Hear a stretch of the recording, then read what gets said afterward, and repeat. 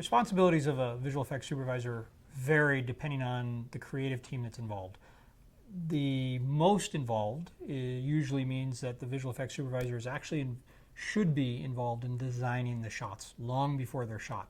Meaning there's two lines in a script that say, he's going to run, jump off the car, off the bridge, and into the water. You should be involved in how that's going to be shot, what the plates are going to look like. Is it a stuntman on a wire? Is it a stuntman transitioning to a digital actor that's falling into the water? What about the splash? What about the water? All those kinds of things. So it varies with every type of show.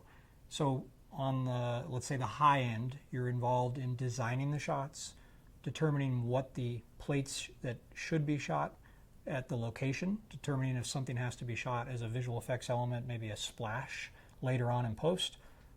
Maybe an actor falling into a bag so that you can get the practical fall if you don't want to have a digital stunt actor, things like that. I was trying to give an example of what the visual effects supervisor does. So you should be involved in designing the effect, the shot, and then pricing it, coming up with what are the costs for this approach or that approach. There might be 3 different approaches to achieve the same result. What are those prices?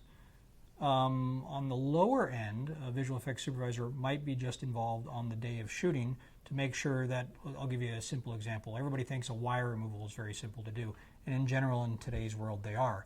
But if you're going to lift a person with a wire and the camera is facing me, you don't want to attach the wire right here in the front of me, because now I have to not only remove the wire, but I have to paint back my shirt, which is more difficult if I'm moving around and wrinkling my shirt than having the wire behind me and having to only paint back the back wall.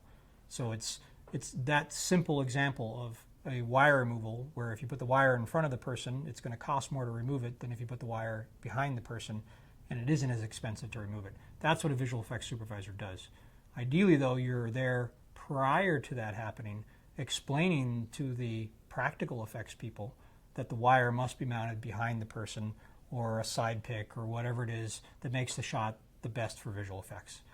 However, sometimes that still can't happen and you still have to do it the other way, but you want to be prepared. You don't want to walk onto the set and tell people that have been preparing for 2 weeks they have to change what they've done when there isn't time. You should have told them 2 weeks ago. And that's the important part about the visual effects supervisor being involved in prep, is to communicate with all the departments, whether it's props, special effects, production designer, art department, and the cinematographer, of course, on how something should be shot for both them and for visual effects.